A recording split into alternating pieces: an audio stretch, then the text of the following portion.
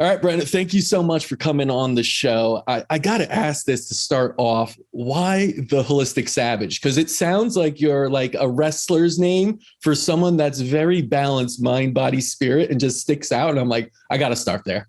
Well, thank you very much for having me, my friend. It's great to be here. I love having these types of conversations. And honestly, I really appreciate somebody giving me the opportunity to speak to that because I've been rocking that handle for like 3 years now. Yeah. The funny thing is when I first got on Instagram, which was like 2018, I didn't have like an Instagram agenda or mission. I was just trying to kind of create like, what is my avatar? Like, what kind of message do I want to send to the world? And I didn't want to be associated as like a meathead bodybuilder that's drinking like a mysterious yellow liquid out of a big gallon jug that, weights and protein shakes. Cause like, that's the world that I come from. I did the bodybuilding thing as I've been a personal trainer for over a decade. So I didn't want people associating me with this like limited fitness meathead demographic because my spirituality, my yoga practice, my mindfulness, my science, like it's all equally important. And so for me, it's really that representation. It's the dichotomy of the holistic savage. It's the yin and the yang. It's the fierce and aggressive, but also the gentle and kind, right?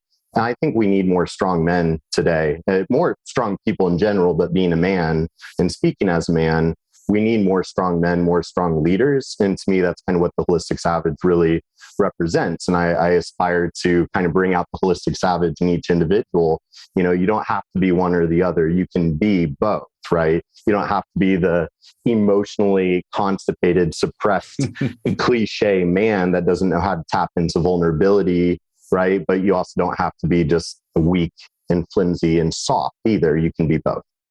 I love that polarity because there is a polarity in everything. And oftentimes we only look at one side or the other and we hyperpolarize. And that's not healthy. Balance is health, right? That's part of it. So I really appreciate that IG handle there. And a lot of what I want to talk about with you today rests on metabolic and mental health and also toxicity and testing. And I want to get into your story because that's where you started off in this. And this is what led you into your journey. And as I understand, you were diagnosed with 2 mental health disorders at the age of 21. And it was actually a functional lab test that helped you get into this field more. So can you share that story with the audience about really what triggered you here and what you realized through your own experiences that got you to this point? Oh, absolutely. I'm happy to share kind of the transparency of what I went through because it's a long story. It's the story of my life, but to give some cliff notes and we can tease it out as much as we want. The first time I was put on a psychiatric drug, I was 17 years old and I was just doing a physical for high school sports participation purposes. So I did the physical and I don't even remember like what I said, but something to the effect of, struggling with kind of depression or seasonal affective, whatever I said. And this is my primary care. No blood work, no evaluation, no referral to a mental health professional or psychiatrist, nothing. Just, hey, 17-year-old senior in high school that's trying to figure out life and figure out who the hell you are. Here's Zoloft, right? Like hopefully your, genitals don't fall off and, you don't go kill yourself. So I started the Zoloft when I was 17. That made me feel worse, apathy, anhedonia, just like a space out zombie. So I stopped that drug. And then it was about 4 years later, which I went through a lot in those 4 years. I actually joined the Navy for the SEAL program, which was my life goal through high school. I was, trying to be a real life GI Joe and go shoot terrorists for a living. And, apparently the universe had other plans for me. So I was medically discharged because they found I had a hernia while I was in boot camp. So that felt like my identity and life goal ripped away. And on top of that, hindsight 2020, like knowing what I know now about functional medicine and, physiology and biochemistry, I can now see I had all these underlying kind of root cause factors that contribute to what we categorize as mental illness, which I think is out in a very outdated model.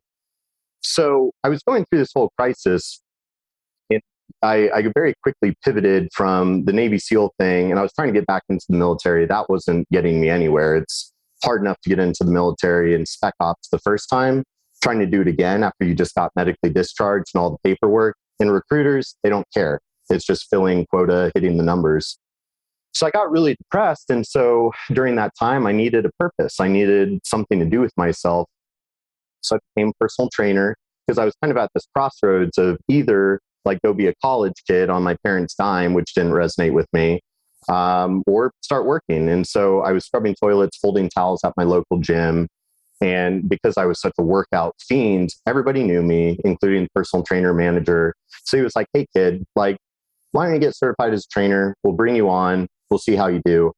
And honestly, as I got exposed to exercise physiology, nutritional biochemistry, and all the cool metabolic science behind health and fitness, I fell in love with it. But I actually was really starting to struggle more and more with my own mental health. Like the more I learned about the nutrition, the more orthorexia I developed, right? And the more I got into bodybuilding, the more out of shape and immobile I got, right? So there's all these fallacies in fitness culture and fitness trends. So when I was 21, I actually found myself back in front of my primary care physician and reporting some of the same symptoms of depression and seasonal affective. So that time, again, no blood work, no lab testing, but here's a dopamine drug instead of a serotonin drug. Let's see if that one works. Because that's a psychiatric model. Just throw out different nootropic psychiatric drugs, find that right cocktail that keeps you balanced. So I started the Wellbutrin, and he did refer me to a clinical psychology and psychiatry clinic. So I went there and underwent, formal testing, which was subjective questionnaires, all subjective, nothing objective, no physiological investigation. And I was formally diagnosed with major depressive disorder and ADHD. And it was literally 2 weeks later that I woke up in the intensive care unit breathing out of a tube because I'd intentionally overdosed on my Wellbutrin. And I was in a, medically induced coma for like 3 nights. They pumped my stomach. My liver enzymes were in the thousands. So it was the first time anybody had done any lab testing. And after I was done and medically stable in the intensive care unit, because it was deemed a suicide attempt and I was a threat to myself, I was transferred to an inpatient psychiatric ward. And I asked what my medical rights were. Like, can I refuse treatment? Which you can, but if you're deemed a threat to yourself, that's revoked and you get sent to an asylum. So then they were basically like, it would be better for you to just play along, right? Jump through the hoops. So I did. And then I was discharged and I had to do 9 hours of intensive group therapy with a social worker every week for 6 weeks as part of my discharge plan. I was trying to go back to school, trying to go back to work. Everybody knew what was going on.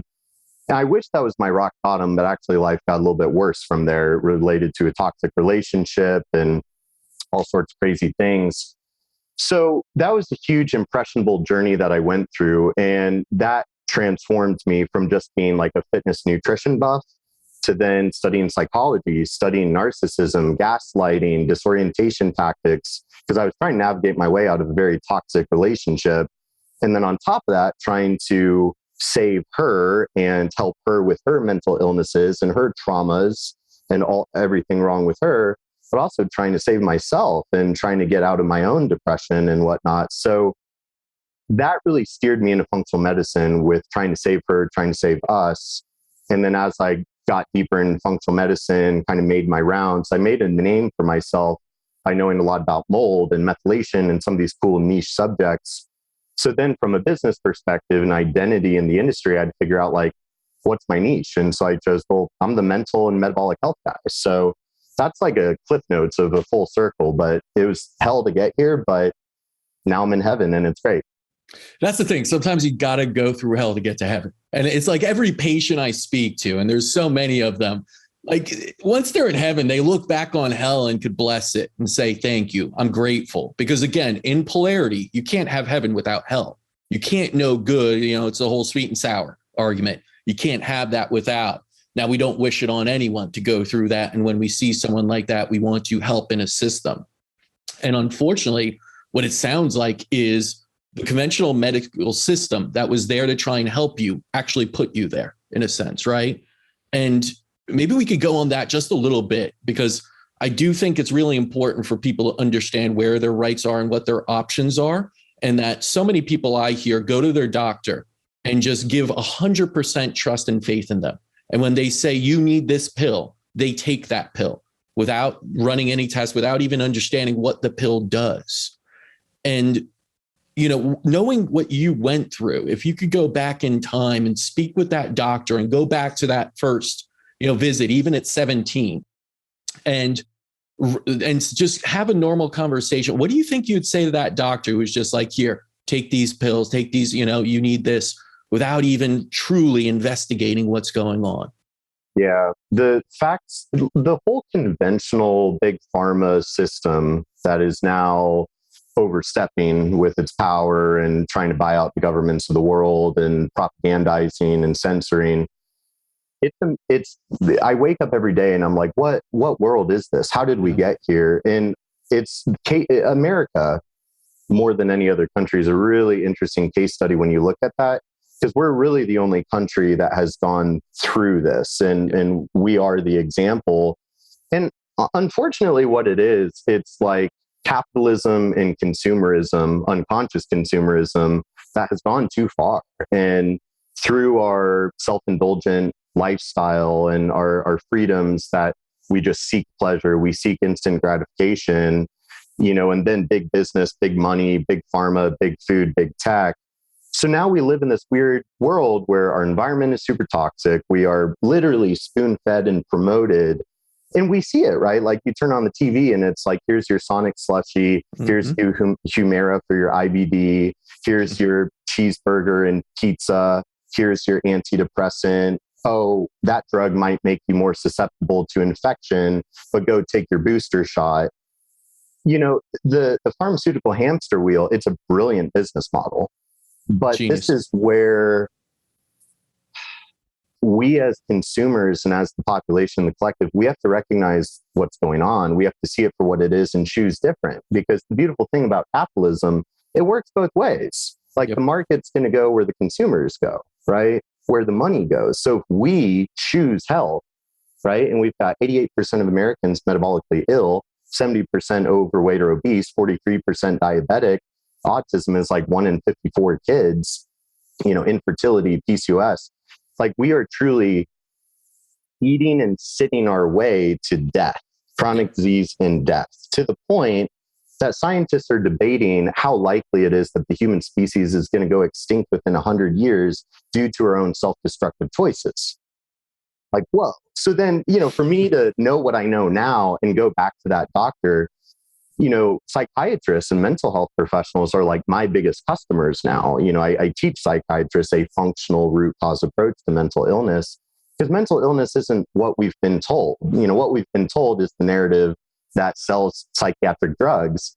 And it's, there are no biomarkers, there are no testing relevant. And that doesn't even align with scientific literature. But now we live in this backwards world where the only science that is shared through mainstream is what supports the big pharma narrative. Yep. I just had to send actually a hard email to my dad yesterday, who he's just drinking the mainstream Kool-Aid and peer pressuring me to do something I don't want to do. Mm-hmm. And so I have to pump the brakes of like, if you want to talk about science, you have to look at the whole science.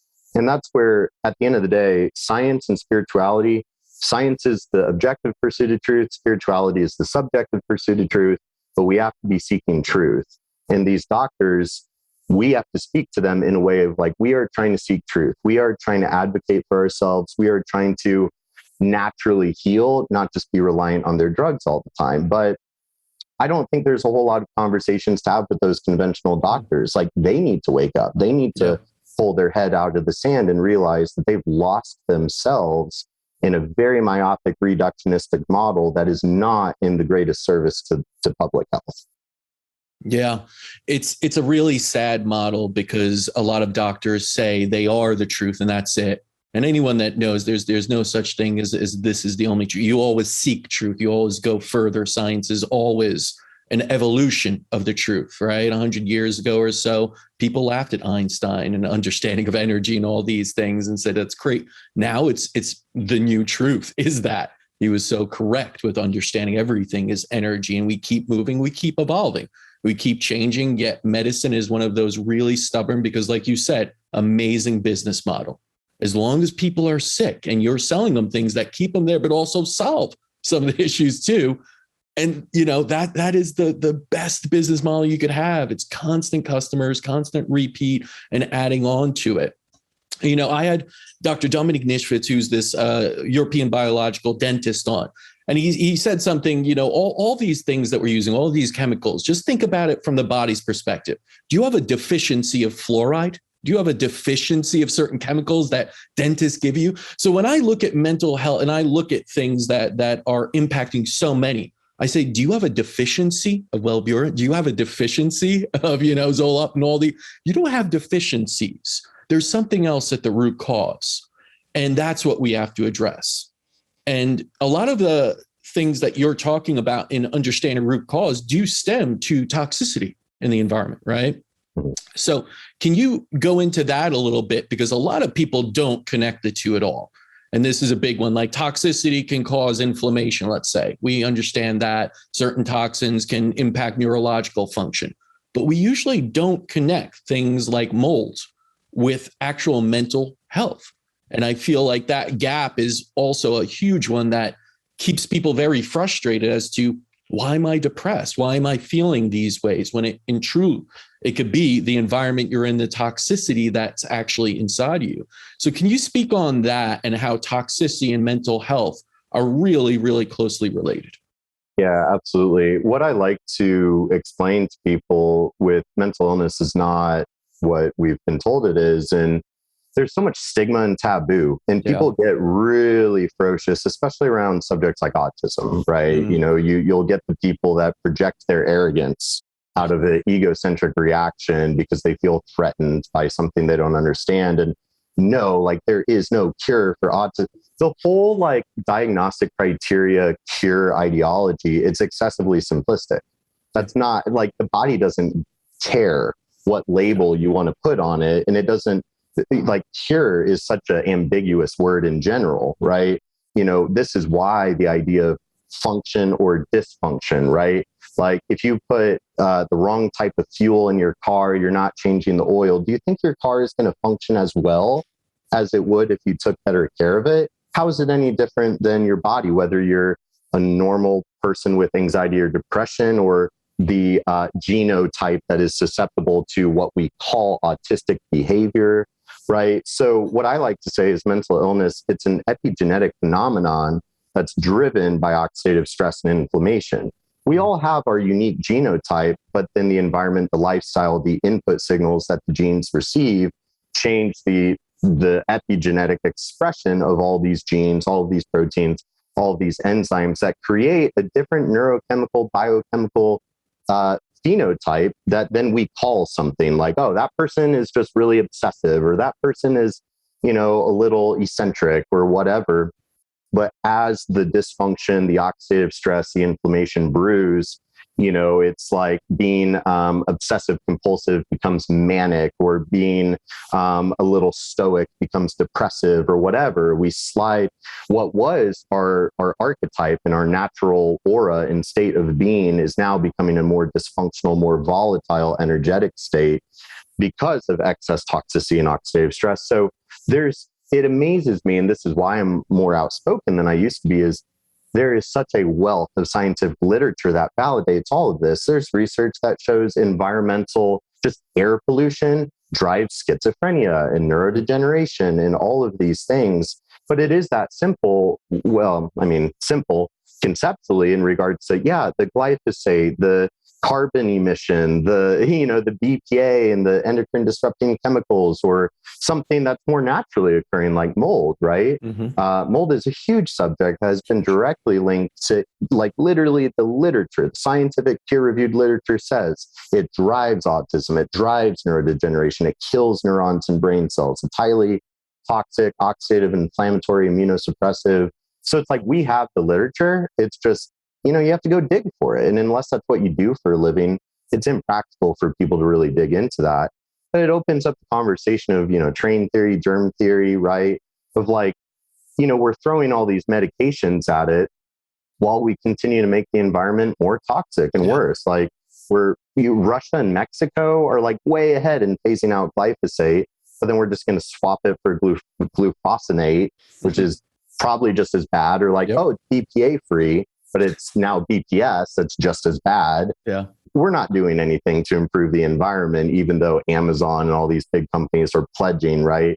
But it's just to appease people, really. But the environmental toxicity and then the self-destructive lifestyle of processed food, no nutrients, there's the environment and lifestyle. Those are the primary driving forces. And you can always create new fancy drugs. I think the drugs are cool. Like, I know a lot about the drugs. I think they're really cool. I think I could have been a really good pharmaceutical scientist, but we don't need more drugs. We need to clean up the environment, and we need to get our shit together with our lifestyle.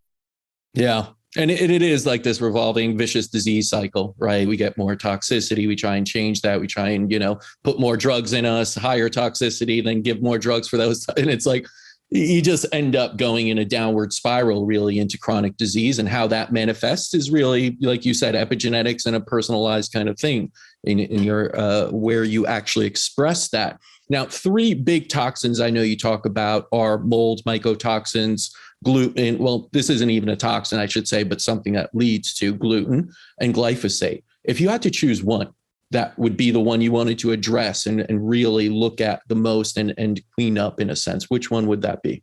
It's got to be the glyphosate. Yeah.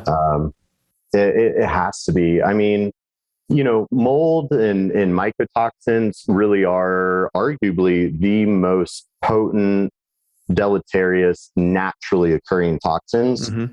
But at least they're naturally occurring. Like, our biology evolved with mycotoxins, right? Like, fungus has been on this planet billions of years longer than humans. In our understanding of the human microbiome, the fungal microbiome is really in its infancy, but there's even literature to suggest maybe even mycotoxin producing strains like Aspergillus might actually be a normal part of the microbiome, mm-hmm. and might actually play an essential role in digestion and nutrient absorption.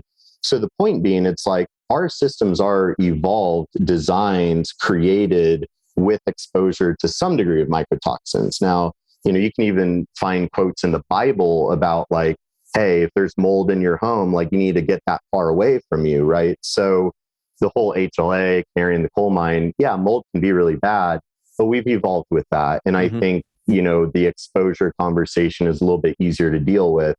Glyphosate being a man-made antimicrobial chelating agent, and what that does to the body, destroying the microbiome, opening up leaky gut, leaky brain, everything's leaky.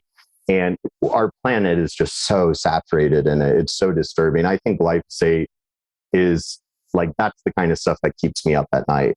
Mold and mycotoxins, it's hot, it's buzzing right now. It is very important, but I think glyphosate for sure. Yeah.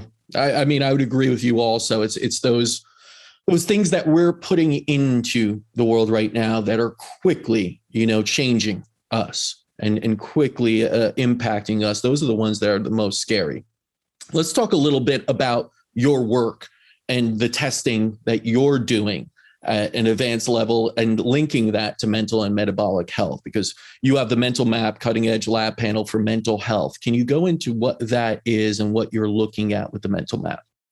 Yeah, absolutely. It's been a huge passion project because, I started doing blood work on my clients when I was 18 as a personal trainer and nutrition coach, really from the perspective of, not that I was like trying to treat the biomarkers. It's just, hey, weight loss client that wants to lose 50 pounds in 6 months, like, we're not going to use the scale to measure progress. We're going to use your VO2. I'm going to make you run on a treadmill and see how much gas you have in the tank. I'm going to measure your body fat with a $10,000 machine. I'm going to run some blood chemistry, because I guarantee you, your lipids, your glucose, your insulin, your liver enzymes, those are all going to be more sensitive markers of progress. So if you're just counting your push-ups or, waiting to fit into that, dress that you want to put on or whatever, so I did it more from the psychological and having sensitive, objective data to validate, like, what we're doing in the gym and in the kitchen and lifestyle, it's working. So let's keep going. So that's how it started. And then I didn't even know all these like functional lab tests existed until a little bit later in my career. And then it's like all these urine tests and hair tests and stool tests. And, I mean, I dove head first into that world, but the deeper and deeper I got, the more I realized, like, if these tests are so functional and so great, why are they not used in healthcare? Is it that it's the newest, greatest thing and it just hasn't really been validated enough to the rigorous criteria of conventional healthcare, or is it a bunch of BS and time will tell, right? So this is where I do think there is a little bit of a functional lab test craze. And a lot of these functional lab tests really do not have established clinical significance or reliability or efficacy. And so if we're demanding our clients and patients are dropping 500, 2K, 10K, whatever it is on these functional labs, but we're not using clinically established data, what are we doing? So my goal with the Mental Map was I'd been running custom blood panels on all of my clients for years and years and years. And the majority of my clients for the past 5 years have all been mold cases primarily. You know, they have other things. They've got Clostridia, they've got Toxicity, they've got insulin resistance, whatever. But I started running these custom panels looking at a lot of key like nutritional, inflammatory, immunological, methylation, oxidative related markers. And I was having so much success with it that I was like, I need to like create my own custom panel and brand it and get it in the hands of other providers and train people on it.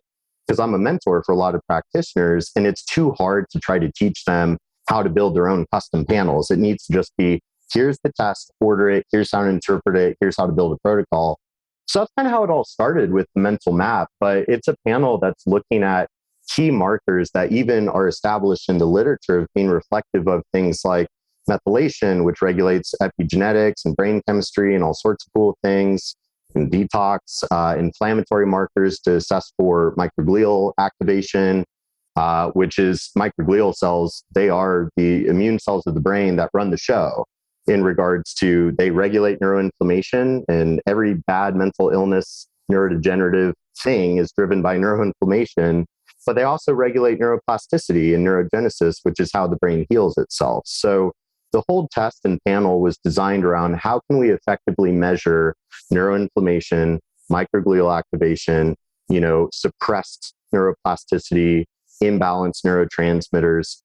And so there's a lot of core markers that I think are unfortunately underutilized, even though they're very established, they're very reliable, they're very sensitive, and they're very accessible. Every LabCorp, every Quest, you can run these markers, just nobody is. And the way that conventional uses these markers is very different. They'll use some of these markers as like, prognostic markers for cardiovascular disease or whatever, but they're not up to date on the literature. We have so much great science in the past 10 to 20 years that expands our understanding of how we can apply these markers clinically. So that was kind of the whole angle. And I think it's a super exciting panel. Yeah. And I'm glad you brought up some of these points of, functional medicine sometimes gets the knock of just running massive amounts of panels and tests. Some, it's almost overwhelming, right? And I think a lot of people that are new to functional medicine are just running thousands and thousands of dollars, think more is better. When I've always been taught with, doctors that less is actually better. The simpler you get to exactly what you want to see, and you could isolate things and really understand what is what, the better it is, even for the patient to understand. They don't want to be looking at 50 pages and one thing counteracts the other, and it makes no sense to them. And in all reality, the doctor's really just kind of throwing darts in the dark at what panel is what. So I really like getting to the smallest amount of information that's the most pertinent information. And I think that's where functional medicine will lead, not more and more and more data, just better data, more accurate data that helps you uncover underlying issues that you could then reverse disease with. One of the diseases we see a lot of and people run lots of panels on is Lyme disease. And you said a lot of your clients, you see mold toxicity. We see the two go together very well. Usually, if you have mold toxicity, you might have, Borrelia there as well. Do you see that as well? And maybe you could just kind of chime in on what you're seeing with people that have mold toxicity, what other diagnoses they see? Absolutely. The mold Lyme thing, that I kind of dove deep into that world, and I've dealt with more mold than Lyme, but as you're saying, like they go hand in hand a lot. Yeah. And there's a lot of theories, and I'm good friends with a lot of the leading experts in that field. And there's not really any solid consensus. Like, I don't feel like we have a great grip on Lyme. I feel like we have a better grip on mold. I feel like It's a little easier to work with in some ways, whereas like Lyme, the testing, trying to identify it, I think it can be done well, but there's not a lot of consistency. And I don't think some of the testing strategies are super well known. For example, like CD57 is a marker that, people get really hot on in the Lyme, but it's not established as being reliable. Like it could be related to Lyme if it's low, but like maybe not. And so reliable data, like that's how we guide intervention strategies or treatment protocols. But if we don't have reliable data, it's really hard. But, there is a huge kind of argument and theory to be made around, well, mycotoxins are so immunosuppressive and that can cause more, viral reactivation and replication or open up the door for stealth infections like Borrelia and Bartonella and, Mycoplasma, the full gamut. But yeah, they can mimic each other a lot from a clinical presentation. It's hard to really know. So this is why, like, I always start with a lot of these blood markers. So I'm really just assessing their physiology, like how pissed off is your immune system or how, inflamed or whatever's going on, assess the physiology. But then, we have to figure out why. And that's where the functional testing comes in handy. Like, urinary mycotoxin testing can be really handy to just assess for, mycotoxin exposure, or organic acids for, is there mold colonization in their body, or fungal antibodies or Lyme antibodies? So I think some of these markers like MMP9, myeloperoxidase, neoterin, there's some good markers that I found to be really reliable. From a treatment side, the big thing is like the excessive use of antibiotics. A lot of these Lyme patients get put on just tons of antibiotics, and literally the literature says like, don't do that. And even what's fascinating, and as it ties into my specialty, is it actually is shown in the literature that dead Borrelia, dead spirochetes. So it's like you kill off the bacteria with a bunch of antibiotics like doxy and whatever, and you're blasting them. Well, actually, the dead Borrelia caused more microglial activation and neuroinflammation than the live. The live can kind of hide and create the biofilm and hide from the immune system. So it really challenges, like, what are we doing? And so that's where I think the terrain theory and optimizing the metabolic health, optimizing the microbiome. Because even I think I have a statistic somewhere in my research notes, it's like 20-25% of normal healthy individuals have antibodies towards Borrelia. And the thing is, like with parasites or Borrelia, we blame the bugs all the time. But it's like, our body evolved, like our bodies can keep those under control, right? Sure. But yeah, it is like when we're really stressed or immunosuppressed or toxic, inflamed, metabolically ill and compromised. Yeah, that's when any sort of infectious pathogen is going to be able to rear its ugly head a little bit more. So it's a huge, huge subject. It is. And we see so much of it here in the Northeast, and it's a global one too. We see people from all over the world. It's not like just in Old Lyme, Connecticut. Do you see Lyme? Like it's spread quite rampantly. And the crazy thing about it is it's so multifaceted, as most things are. It's usually not just mold. It is so much else going on. And it's usually not just Borrelia. You have Bartonella, EBV. You have so many co-infections. I will say it's like, once you get one, they invite their friends and it's a party. And guess what? That terrain is right for that party to just get out of control, and no cops are coming to shut that down. And then you drop a nuke bomb in it with the doxy and the antibiotics, and they're just like, oh, cool, you killed some of us, but you actually create a better environment for the rest of us. Right. And then it just becomes a spiral out of control. Yeah. Yeah. And I know something you talk about when you're looking at, different toxicities are binders. And that's like a big one right now. Everyone's kind of talking about what binder are you and how, what are you doing? And what are you doing to detox, right? What are some of the ways you like to detox patients, and how does that come about? What's the protocol and regimen with binders and detoxification? Yeah, I have a whole system. I use it every time. It works really well. So I always so to distinguish when I'm doing a consult with like a new client or something, I kind of have to categorize them of like, is this standard American metabolism? Like they've got the fatty liver, insulin resistance, sluggish thyroid, leaky gut, the full gamut of just standard American metabolism milieu junk. Their health at a deep foundational metabolic level is deeply fractured, right? And then you have this kind of growing demographic that is, the canaries, right? Like they are the canaries of America that are dying because, hey, the American environment and lifestyle is not healthy. And they're the sensitive ones that, get damaged by that. What gets really hard is when you have a canary that is metabolically ill. They're both, right? There are some people like my ex-fiance who she lived a very healthy lifestyle. So you can't say that, she was metabolically compromised, but she was a canary and she got leveled and wrecked. She was the, full blown like SIRS, bedridden, fibromyalgia, the full symptom cluster. And so what's really hard about working with that complex chronic illness demographic is you kind of have to like rebuild their metabolic health from the foundational level while trying to deal with the stealth infections and the toxicity. And it's super impractical. Like, how do you rebuild a house like while it's on fire kind of thing? Yeah.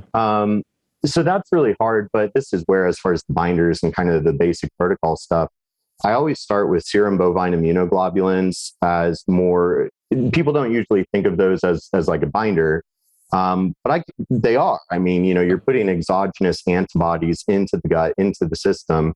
Those glycoproteins, they latch on to toxins and pathogens, induce phagocytic immune cells to come gobble it up and clean it up. So I think the serum bovine immunoglobulins, which is kind of like the up-to-date colostrum, basically, those are magic. I love those. I megadose those. I've never seen a bad reaction.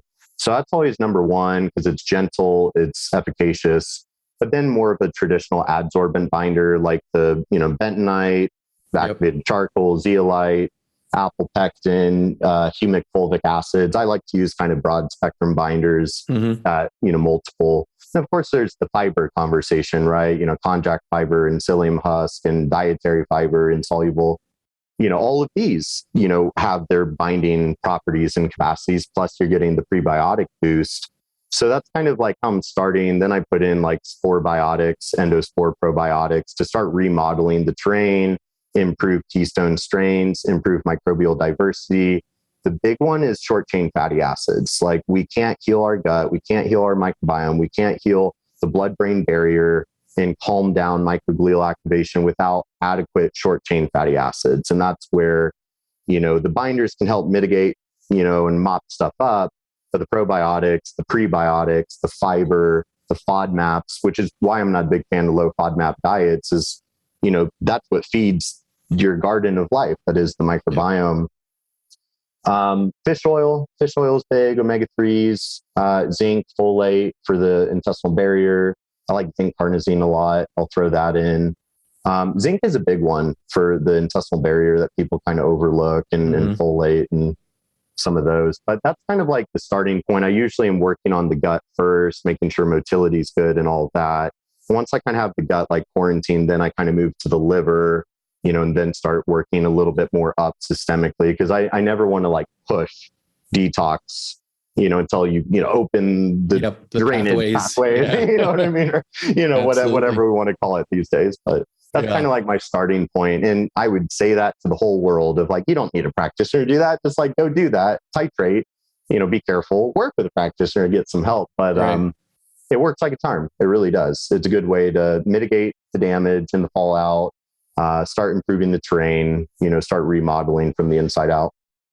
Yeah. And there is so much attention on gut health, microbiome. I mean, that's been a key word in just like the health world for so many years, microbiome. And I think we've linked it a lot to, immune function. We've linked it to the gut brain, but I feel like we still don't link it as much, even though the research is there, to mental illness, to depression, let's say. And we know that now there are studies showing that the microbiome, certain bacteria in your gut, if you have it, you're more susceptible or less susceptible to depressive moods, to that. How important do you think it is on what we eat and our mood and our, and our mental state of health? Because so much of what we think we eat is more based on how fat we are, or overweight, or just food is seen as nourishment, but not really connected to mood as much. I mean, do you think that's something we're completely overlooking? Is that link between gut health and our actual mental state? Yeah, it's crazy, because I'm kind of one end of the spectrum where the gut brain axis is one of my key areas I lecture on. Like I, spoke at a big mental health, integrative medicine for mental health conference, like hundreds of psychiatrists, and the whole lecture was on the gut brain axis. Or tomorrow, I'm giving a lecture for microbiome labs on the gut brain axis connection, and there's a ton. Of activity going on there, but kind of the simple schematic. I have some good illustrations that I created around this. There's really these two main pathways that are at play here. The vagus nerve pathway, which is just that, direct, hotline from Batman to Robin, from the enteric nervous system to the central nervous system. So it's like, for example, when we have this dysbiotic, imbalanced, grimy microbiome, our garden of life is not living its best life down there. And there's all these endotoxins and exotoxins and mycotoxins. These actually will trigger signals through the vagus nerve up to the brain that tell the brain, like, hey, danger, threat. It induces microglial activation in the neuroinflammatory cascade. So you can actually break down the blood-brain barrier from the brain to the outside.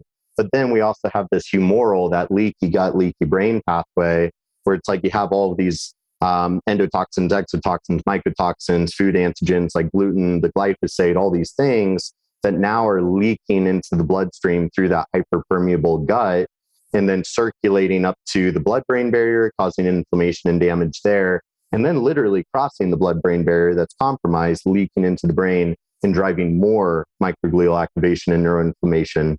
So it's this whole perpetuating thing. And so just as like a little golden pearl, the lipopolysaccharide from the dysbiosis is one of the main triggers in that whole pathway.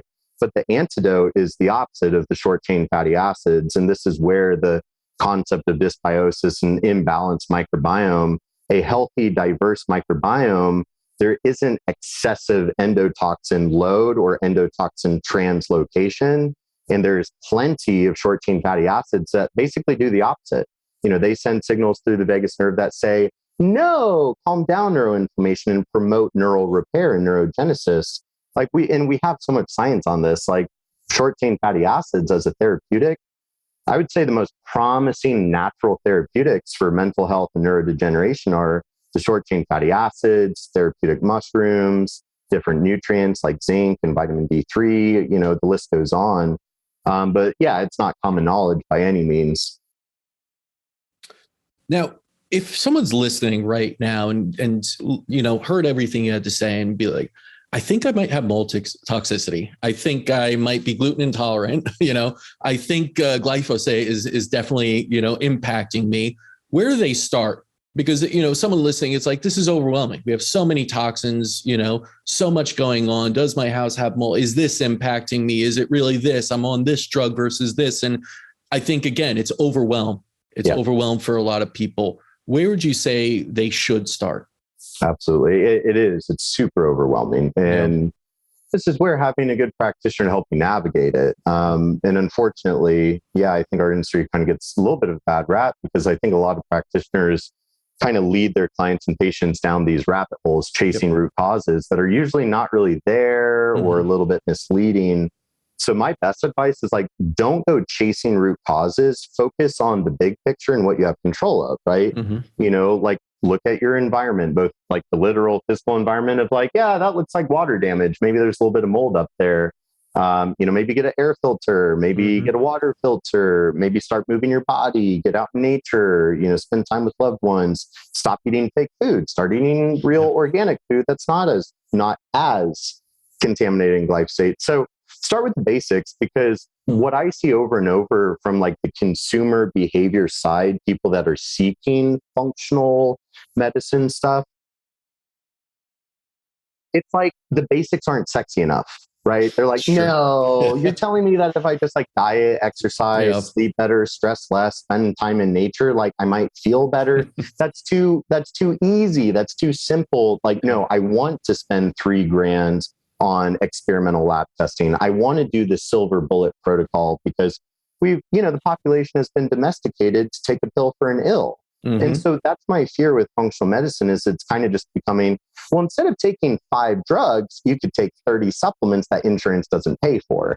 And it's like, well, that doesn't quite do it either now, does it? So to the average listener, stop bypassing the spiritual work, the lifestyle work, the environmental work. Take control of your environment, take control of your life, take control of your lifestyle.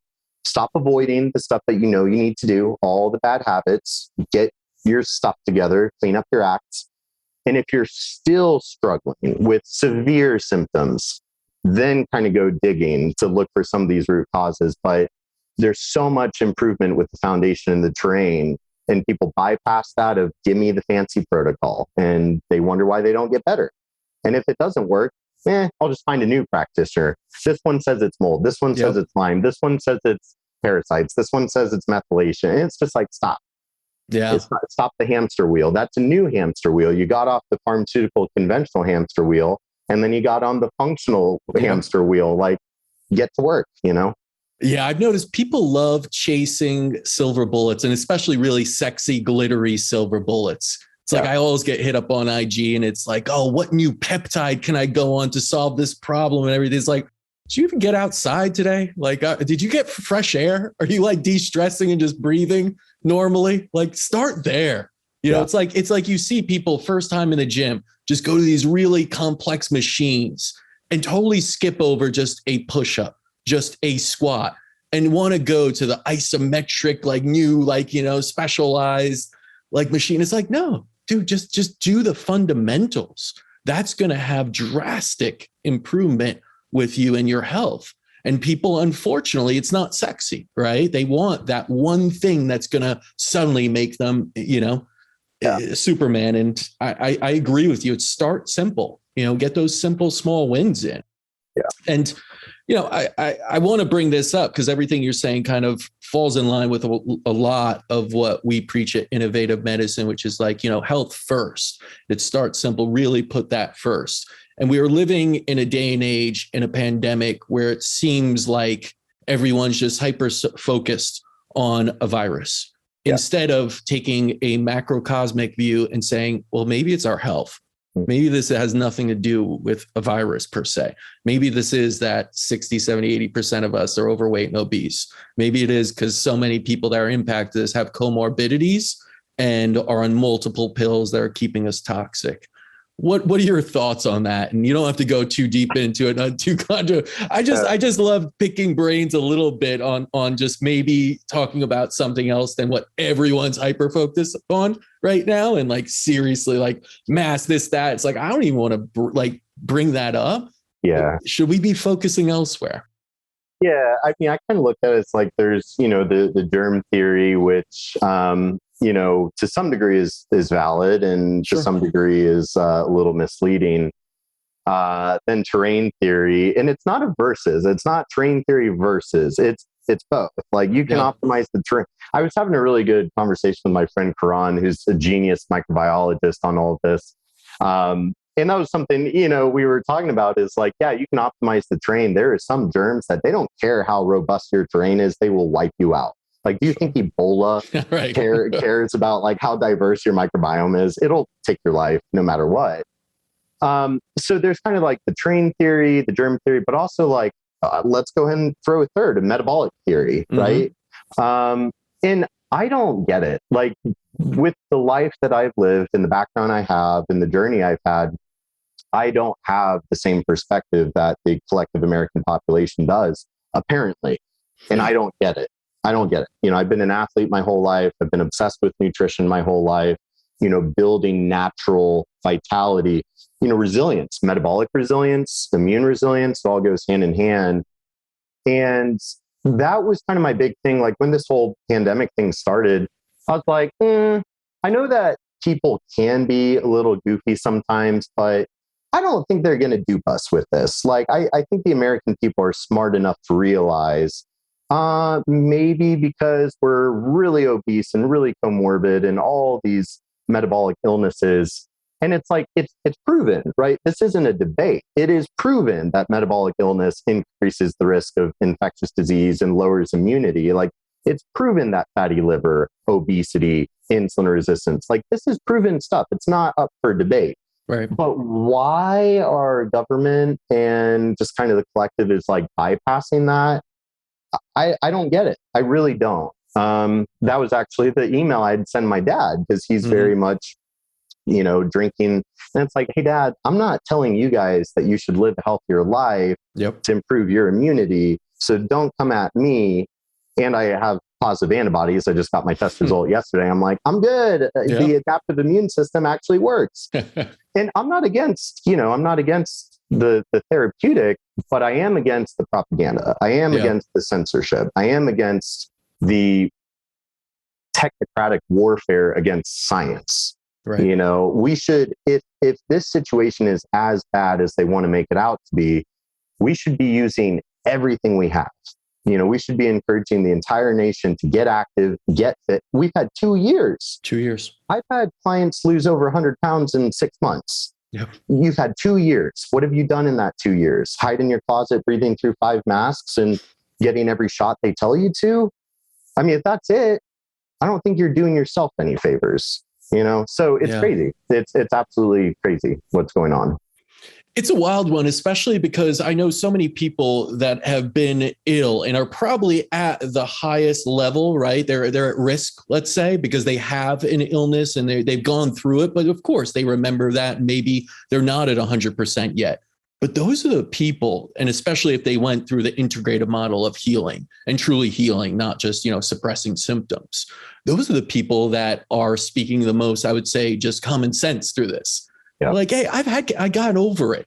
I'm not worried about this. I'm worried about my health overall. It's not just this. I had to worry about lots of other things along the way. And when I really broke it down, it's, well, what can I do right now? I'm not going to hide. I want to live my life. I knew what it was like to be bedridden. I want to go out there and live my life passionately and with purpose. And I want to do it in the most healthy manner possible.